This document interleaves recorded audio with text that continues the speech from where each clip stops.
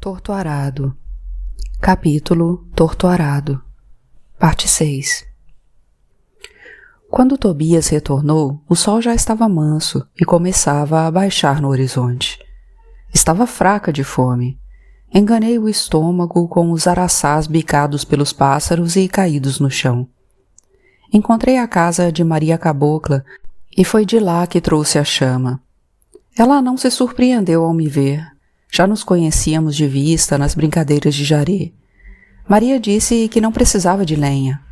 Depois, percebeu que eu não respondia e estava parada diante dela como se aguardasse algo. Aí perguntou se eu quem precisava de lenha. Por último, entendeu que eu queria fogo e me deu uma das achas que queimava em seu fogão e que estavam com a ponta em brasa. De imediato, Tobias abriu um sorriso quando entrou na casa. Temi por um momento que reclamasse por ter mexido em suas coisas, por ter tentado arrumar a bagunça, ainda que não tivesse conseguido fazer tudo naquelas horas que permaneci sozinha. Mas a diferença era clara. Ele olhava os cantos, a casa arrumada, o rasgo no colchão de palha de milho costurado, com linha e agulha que trouxe em minha trouxa, a mesa limpa, as moscas que voavam mais distantes, a comida que fumegava no fogão. Não agradeceu. Era um homem. Por que devia agradecer? Foi o que se passou em minha cabeça. Mas conseguia ver em seus olhos a satisfação de quem tinha feito um excelente negócio ao trazer uma mulher para sua tapera. Fiz um prato farto para ele. Postei-me de pé ao seu lado. Esperei que comesse. Queria ver em seu rosto o deleite por provar meu tempero. Comeu ávido, com as mãos. Despejava largas porções de farinha de mandioca em seu prato, até esvaziá-lo. Joguei as espinhas no mato. Não esperei que pedisse por mais e repus o feijão e o peixe. Esvaziou com o mesmo entusiasmo do primeiro. Deixei que se afastasse para o banho na lata cheia que tinha ido buscar no rio, ao terminar a minha tentativa de arrumar a casa. Estava exausta quando entrei para me banhar no Santo Antônio. Quando a noite caiu, acendi o candeeiro com o querosene que havia achado misturado ao lixo. Postei-me perto da luz, sentada para costurar um dos 2 lençóis puídos e com grandes rasgos que havia lavado pela manhã. Estava tomada pela agonia e tentava me concentrar na agulha. Tobias me cercou. Bebia a cachaça que havia deixado em cima da mesa. Passou a falar do dia, das reses, de Sutério, dos trabalhos na fazenda. Eu parava por uns minutos para olhar um pouco para o seu rosto, para que não pensasse que era desfeita minha costurar àquela hora, para que não desconfiasse que temia o que estava por acontecer a nós dois, na mesma cama em que havia batido com o cabo da vassoura para levantar o pó e que havia costurado.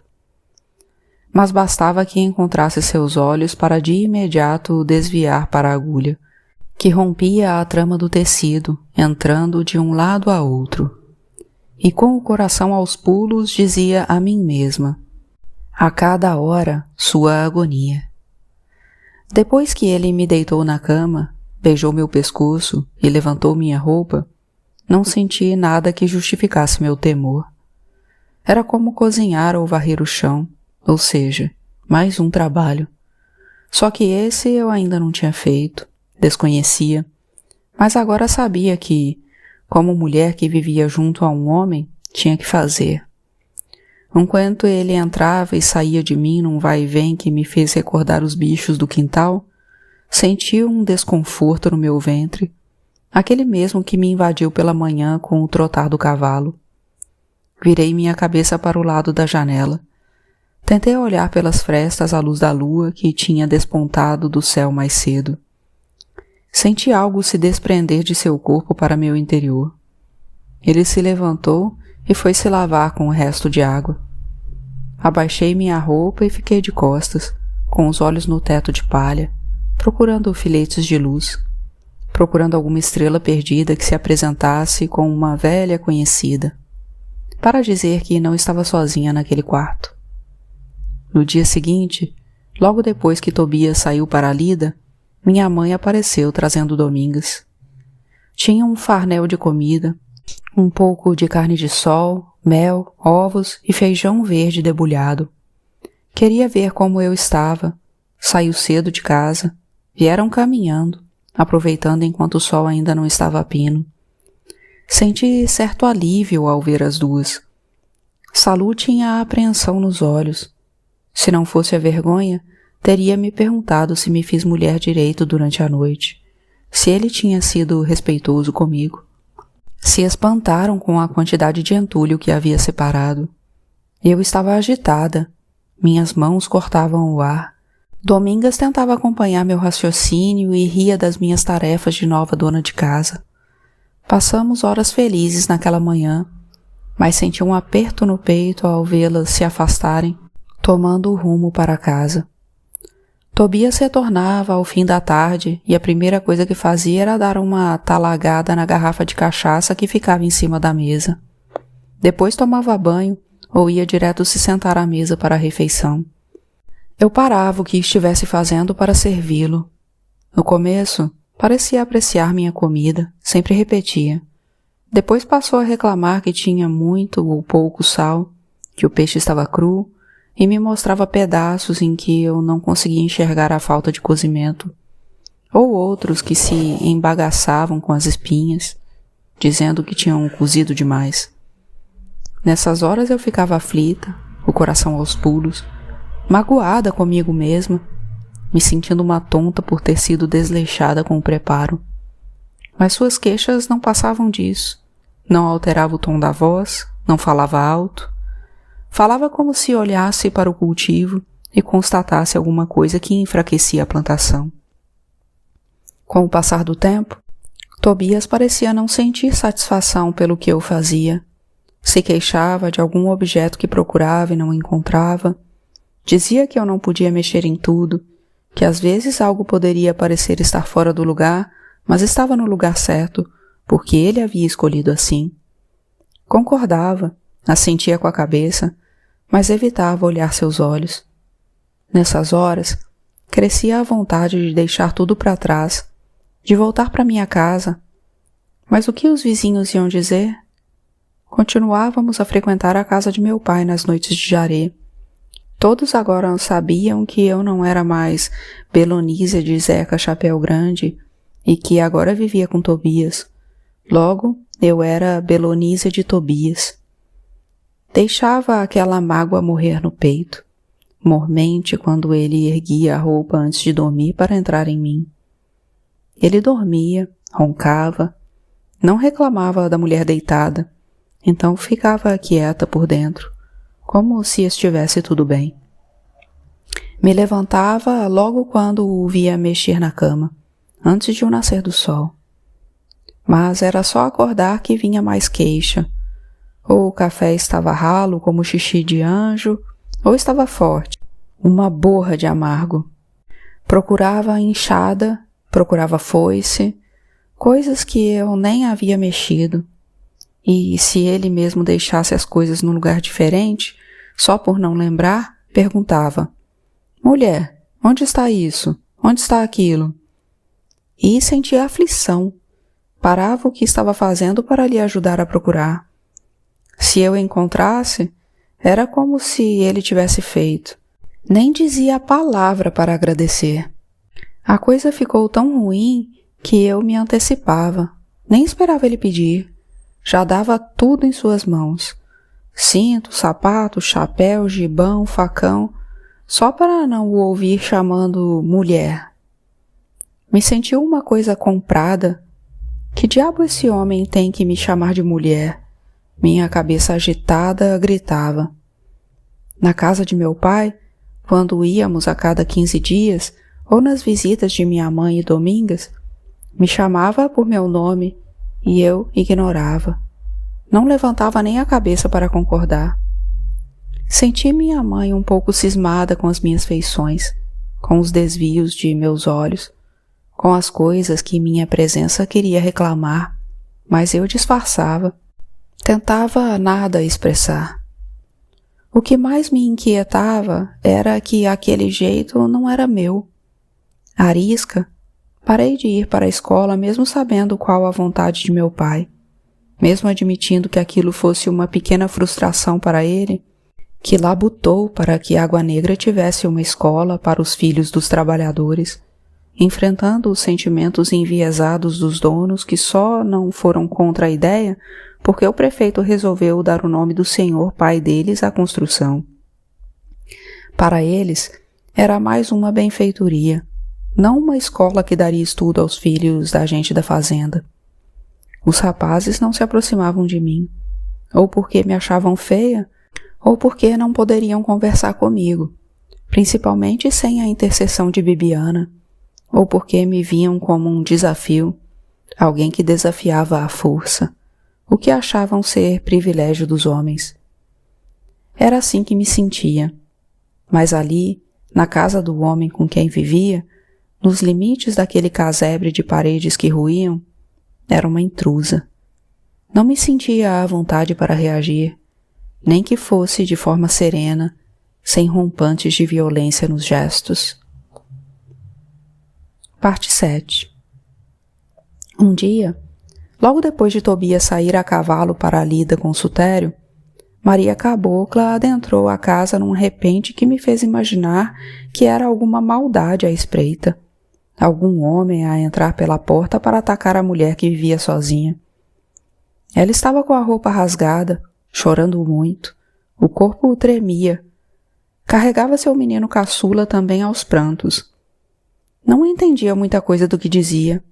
Ouvia apenas algumas repetições. Ele vai me matar. Os olhos estavam arregalados, o cabelo liso grudado no rosto de suor e o muco viscoso deixava o nariz. Ela se sentou. Fechei a porta de casa para ver se seu pavor diminuía, para abafar o som dos choros que ecoavam porta afora. Servi a ela um copo de água.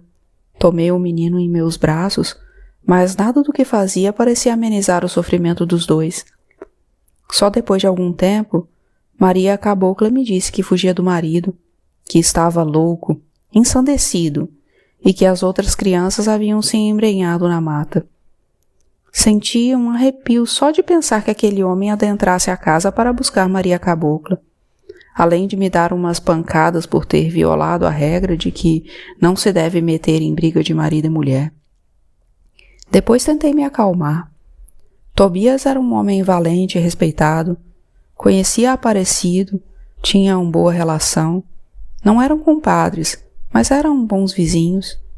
Ele não invadiria a casa sem permissão. Catei umas folhas de capim seco, coloquei água no fogo, servi Maria Cabocla, que não me olhava, soluçava como criança. Encostei o copo de chá em sua boca. Estava morno, precisava beber. Foi então que vi seu olho roxo, um ferimento acima da pálpebra e senti amargura. Fiz um emplastro com o que tinha de mais fácil no quintal, lembrando os gestos da cura que me foram passados por meus pais e minha avó, sem que eu mesma soubesse que sabia tudo aquilo. Passei no seu machucado, passei minhas mãos no seu cabelo, amarrei com uma tira de tecido velho que guardava para as necessidades. Só naquele momento vi de forma mais clara o rosto de Maria Cabocla, com sua pele acobreada de índia. Nas vezes em que a encontrei para pedir fogo ou lavar roupa na beira do rio, me contava sua história, sua travessia, e não havia observado seus traços com a profundidade com que fazia naquele instante. De Maria, guardava, sobretudo, as histórias das muitas fazendas por onde havia andado, da avó que havia sido pega no mato a dente de cachorro. Maria estava magra, parecia ter uma fome permanente. Seu corpo miúdo tinha manchas púrpuras. Era possível ver a luz do dia. Mulher bonita, minha mãe diria, mas maltratada. Todas nós, mulheres do campo, éramos um tanto maltratadas pelo sol e pela seca, pelo trabalho árduo, pelas necessidades que passávamos, pelas crianças que paríamos muito cedo, umas atrás das outras, que murchavam nossos peitos e alargavam nossas ancas. Em pé, olhando Maria sentada na cadeira, eu vi seus seios pequenos, subindo e descendo na inquietude de sua respiração desolada. Me senti compadecida de sua situação e com vontade de dividir o pouco almoço, mas me contive, porque ainda dava importância à reação de Tobias. Assim como o adentrou, Maria Cabocla, depois de um tempo curto, saiu porta fora, agradecendo. O menino dormia encangado em seu corpo, esquecido no choro. Disse que iria procurar pelos outros filhos, que o marido deveria ter saído, que a raiva haveria de ter passado. Quase li em seus pensamentos que foi uma tolice ter deixado a casa, se assustar, que o lugar de uma mulher é ao lado do marido.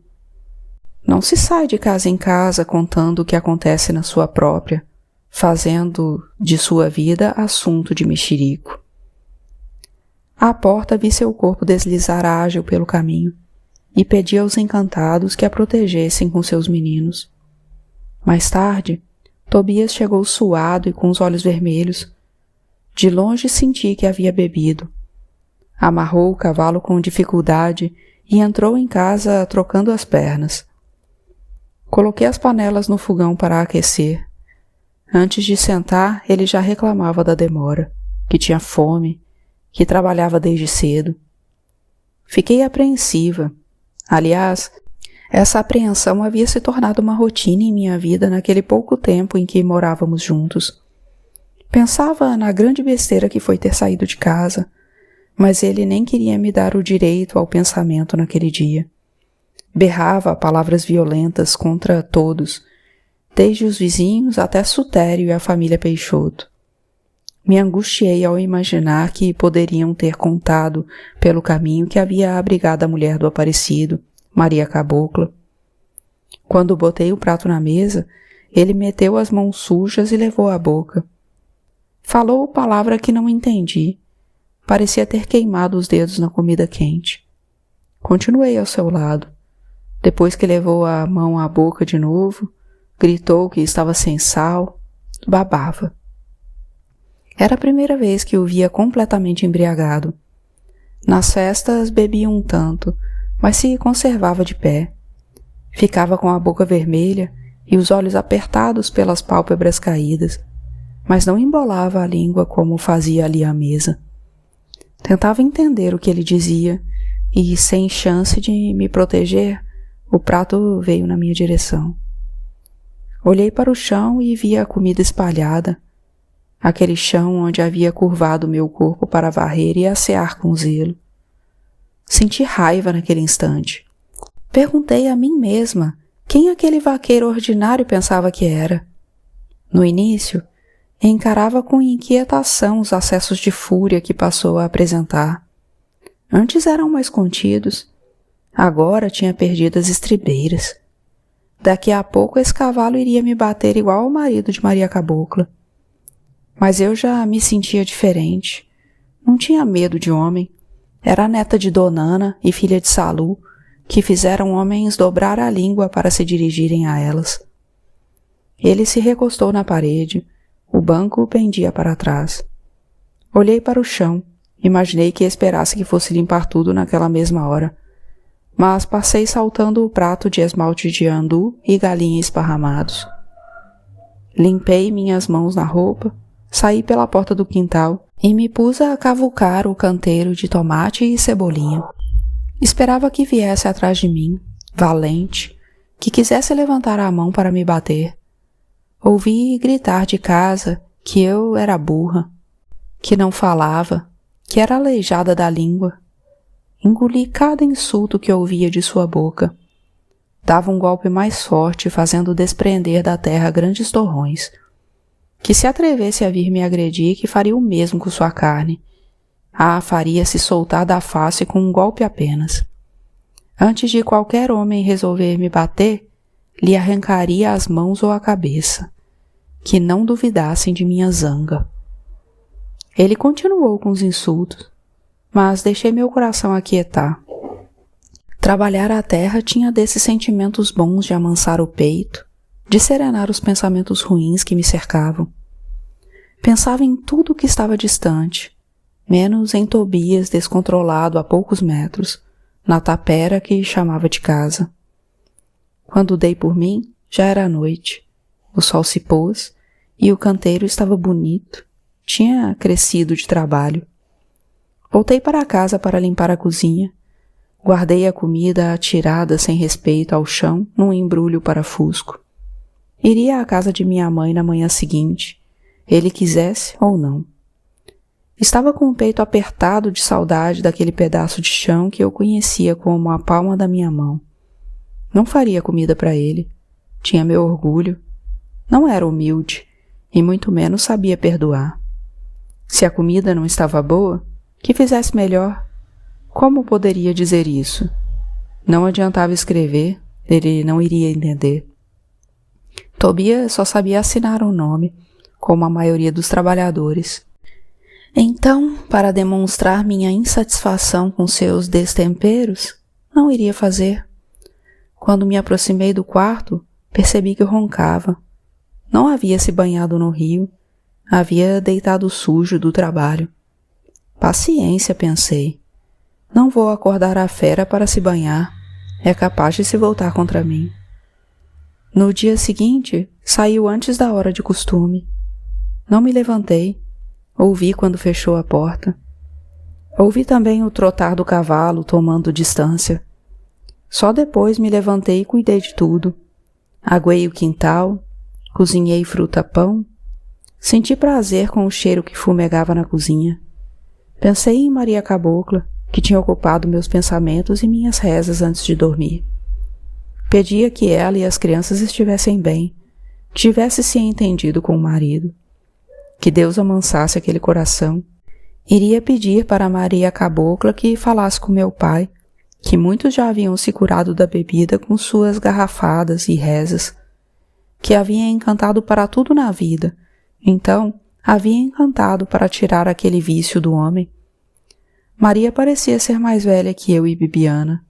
Não tinha tanta idade quanto minha mãe, mas seu filho maior tinha 11 anos, foi o que me disse.